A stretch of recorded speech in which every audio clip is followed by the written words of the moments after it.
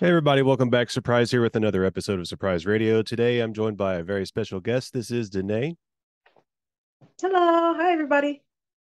Thanks for joining me today. I hope that you're excited to be here. Yeah, I am. Thanks for having me. Absolutely. So let's get started with getting to know a little bit about you, maybe some of your influences and heroes growing up into the music business, and then what made you decide to go solo if you're comfortable talking about that. So I would say some influences, definitely growing up as My Chemical Romance. They were dark, and I love dark stuff. Um, Horror is a big influence. All I could hear in horror movies were metal, and video games, also a big influence. I used to play like WWE and like Guitar Hero, and all you would hear is metal and like Guns N' Roses. And yeah, because every time like you play like a WWE game, I don't know if you play them, but like the intro songs, always like metal, hard rock. So definitely video games, horror movies, My Chemical Romance, Bring Me the Horizon. I can even drop Paramore in there. When I first saw the first time I saw, well, my cousin was watching something on TV, and like it went to like he was watching Degrassi, and it cut to commercial. It was like what, like 2005, 2004. It was very long time ago. And I just saw Paramore up there like singing on the commercial, like it was Crush Crush Crush, I believe. And after I saw that, I was like, that's what I want to do. So I was like, yep, that's what I want to do. Rest of my life. Yeah, I never got into WWE, but I do know that there's another Charlotte-based singer, JC of A Light Divided. She did a song, an intro song for somebody. So I know there's a lot of rock and metal influence in the intro song. So that's cool. Definitely, yeah. That's so dope. Do you have a? I know that your catalog is fairly small at the moment, but do you have a favorite song to play? Favorite song to play? I would definitely say Alone, just because, well, the thing is, a lot of people told me that Alone was like their favorite song, and I can see why. I put a lot of emotion into it, and when I sing it, I feel like people can feel that emotion. So I think that's my favorite to perform. Yeah. And then you mentioned that you're into video games. Do you like movies or TV shows or books or anything like that, or is it mostly just music and games, and that's pretty much take up all your time? Movies, shows, video games. I love writing. I do read books. I used to like every summer just take like a couple books and just like take them home and read them. And they would always be like horror or something like historic. So like yeah, because I love to escape. And if you can escape with a character through like a horror movie, like I literally have an AMC like premiere stubs member thing because I Hmm. literally go see movies like all the time. Like as soon as they drop, I'm there. Especially if it's horror. Yeah, you keep mentioning horror. Do you have a favorite horror movie? Child's play. Mine was Poltergeist. That movie, I was, I was pretty young when that came out, so that movie scared the hell out of me. So it still gets under my skin. Yeah. Yeah, that's a dope one. That's a classic. I definitely think Child's Play is up there too. Like Brad Dourif is like he's going down in history as like one of the best horror actors, I feel like. Like Chucky is like the only like funny, like witty serial killer that we Hmm. have. Like I love it. Like he's funny. Like it's so cool. I love him. Yeah, the first Child's Play movie scared the hell out of me too. So you're right. Same. Same. I literally I peed my pants. Like I did, I'm but I pretty sure loved it. most of Like us did. So, do you have any mic brand preferences in when you're singing live or when you're recording? I always just use a Shure SM58. That's has always been my go-to live. Yeah. When recording, I use like what is it called? It's like not anything fancy. It's like a condenser mic, but I don't even know the brand. It's like really old. Like I don't even know what it's called, but it's nothing popular. It's like a heart condenser. So like I'm pretty sure you know what that means. But Mm-hmm. like for I'm people using a who don't, condenser mic right now. yeah, yeah. Yeah. It's super like it's yeah. Do you have any dream sponsors that you would like, mics or even instrument or equipment for the rest of the band or anything like that? I would love to work with Vans because I think what they stand for is exactly like we align. So they love people who are different, who are their own thinkers. They are also doers and they do whatever they want and like they're different and unique. And I think I would definitely want to pair up with them. Those, yeah, definitely. Do you write and record all the instruments or just the vocals? Just my vocals. Um, I'm looking to do that in the future, like get into more of getting all the instruments, but I can't do drums Mm-hmm. yet or like um like a lead guitar. I can't do that. So yeah, I have people do the instruments for me right now, and then I just do my vocals. So, yeah. Yeah, and I did the feature video today. Actually, I recorded it before I talked to you, and that's going to come out this weekend with this interview. And in the feature, I did say that you sounded like somebody that could very easily tour with Jiraiya. Have you heard his music? Mm-mm. Oh, I think that y'all could tour together very well. You should check him out. Um, Okay. How do you spell that actually? Jariah, I think. Okay, cool. I'll check that out. Yeah, he's mega talented too, and he does a lot of producing and stuff. So that's something that I think that you would fit very well with in the genre and stuff. And then the song that I did was Abandoned, and I really liked the production that you did on that. It was much cleaner than the cover song that you put on YouTube. Speaking of covers, is there any other covers that you'd like to do or anything like that? So I have to shout out I have to shout out In Bloom because he produced this for me. Um In Bloom, he produces for like really big artists. Like I think he did like I'm not if I'm not mistaken, Post Malone, but I'm not sure. But he does a lot of rappers work and like Post Malone is like an alt rock artist, so he did a lot of producing on that. When it came to the covers, I did my own production on that. I'm not a producer. I did my best. Oh, I But understand. I wasn't trying to throw shade at it or anything. I was just saying there oh was no. definitely you could tell that there was a lot more love that goes into a recording process than a quick little YouTube cover. That's all I mean. Yeah. Yeah, and he was so dope. Like I sent my stuff to him. He got it back to me on time. Anytime I needed anything, he would get it back to me, and he was so awesome. But any more covers? I have no clue right now. I really just let my supporters I just kind of ask them sometimes if there's any songs they want me to do. Sometimes they let me know, and if it's something I like, I'll do it. But I think Bring Me the Horizon is something I want to cover because I love Bring Me the Horizon and My Chemical Romance. Yeah. So if anybody out there has anything they want to hear her do, definitely shoot her a message or leave her a comment on one of her videos and let her know.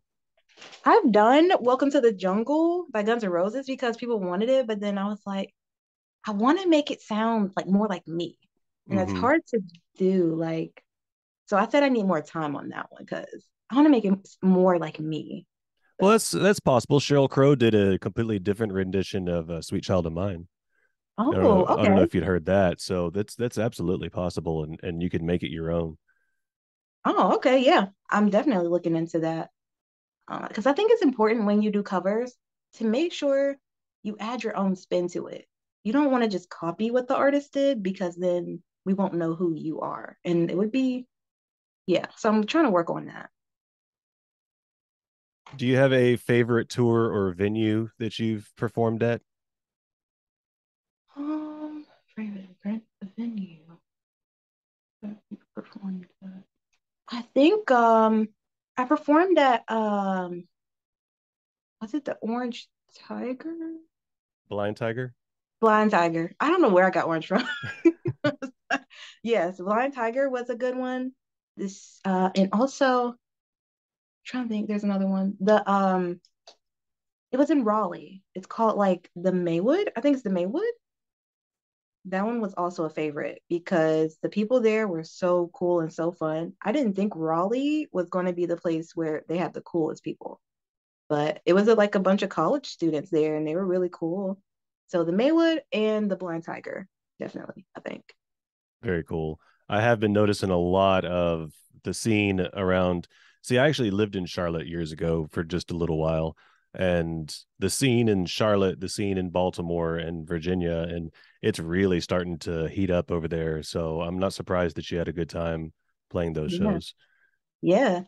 And like the Blind Tiger, like coming from a band where we had I've been with them for 4 years, and we were just used to like, the bars, like, we love the Milestone and I'm trying to think of Petra's. But then when it came to the Blind Tiger, it felt like we were at an actual venue. There was a nice platform stage, like it was just so nice. Like, and I've seen like other bands there before. So to Mhm. be up on that stage where you've seen like Scary Kids Scaring Kids and like many other bands I can't think of at the moment.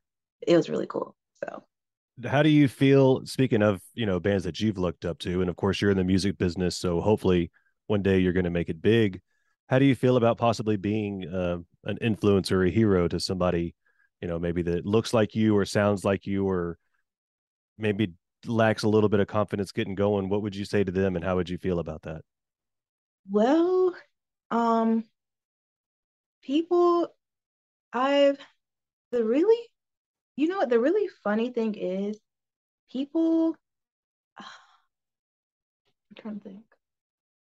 So when I do this, I realize that being a Black female fronted rock project, that I have somewhat of a responsibility to show representation in this space, especially for Black women.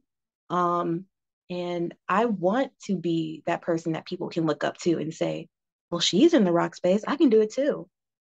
It's strange um, that we don't have more.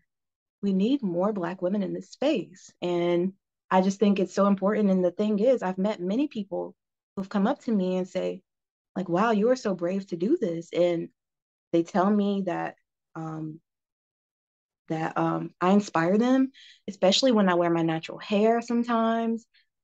Sometimes I'm scared to wear my natural hair. I've never worn it on stage yet, but I'm looking to it. I'm looking forward to it because I have a lot of Black women who follow me, and they look up to me.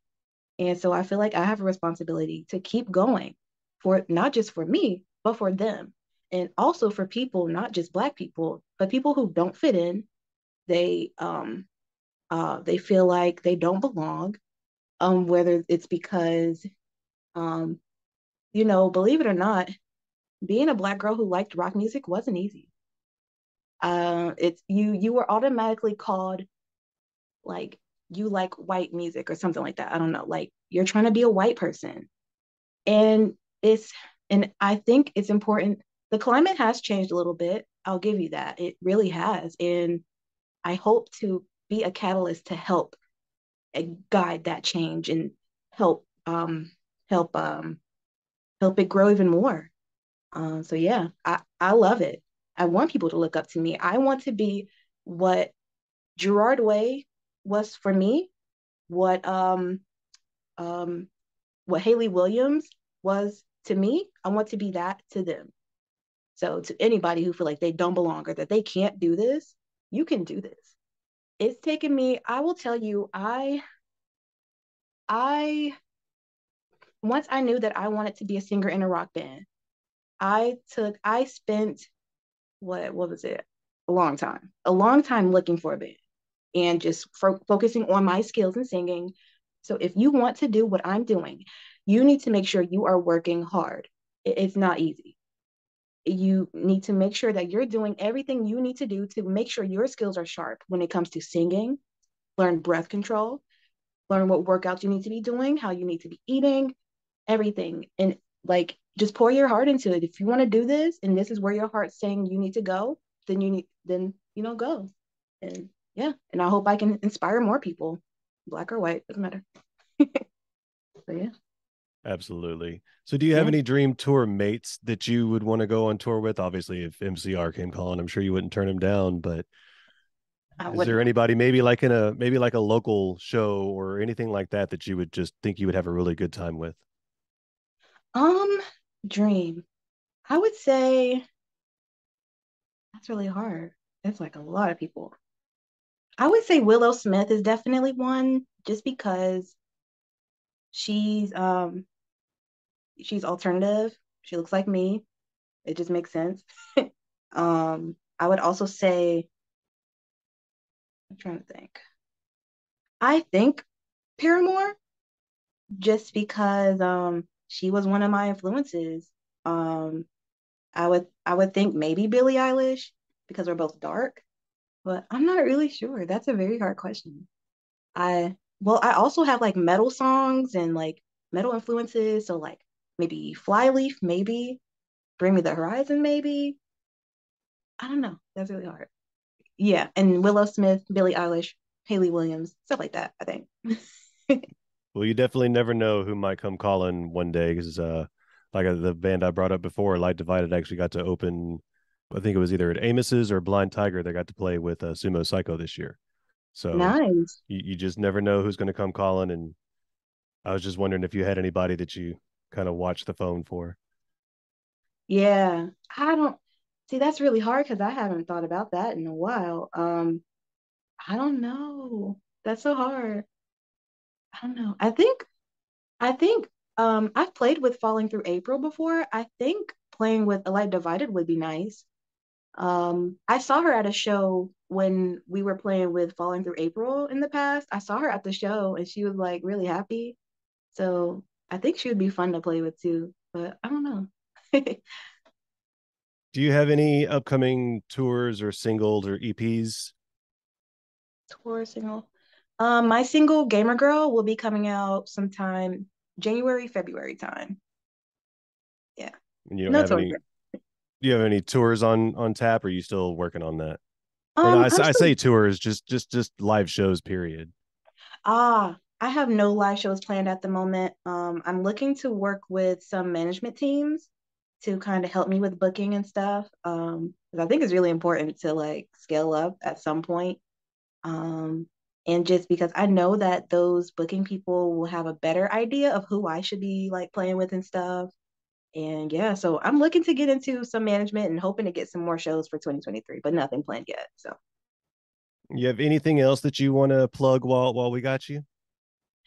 um, well, my EP Loser just came out. If you want to go check it out, and it's on my website at deneeweathersmusic.com or check me out anywhere like YouTube. I'm on TikTok. I'm on everything. I'm on Facebook. I'm on Instagram. I'm on everything. Come on over, say hey. Yeah, and I found you on there, and I can definitely say it's been a fun follow, and it's interesting. You put out a Christmas video a couple of days ago, it was super cute, and Yeah. it's a fun follow. That was actually unexpected. Like, I didn't know what to do. I didn't even expect myself to do that. I was just like, my nephew Gunner, he saw like that dance, dance, dance with my hands. Like he kept playing that song, and I was like, "Do you want to just film a video?" And he's like, "Yeah." And so we just stood there next to the tree and we just danced. It's all about fun, having fun. That's what life is. Yeah, true. But like sometimes I'm like a perfectionist to where I try to make sure my posts are perfect. But then sometimes it's like just be spontaneous sometimes, you know? I'm still working on that.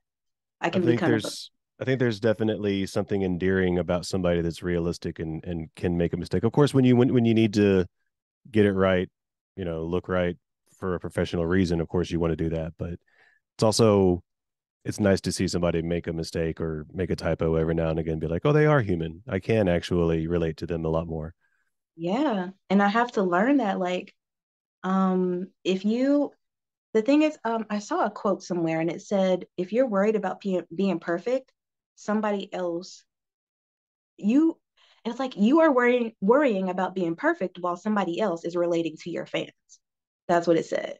And That's I was right. like, I don't want that. I just so you just yeah, yeah, I'm still working on that. So Denee, I really appreciate you joining me today. This was a lot of fun. yay. Thank you for having me. This was dope. Absolutely.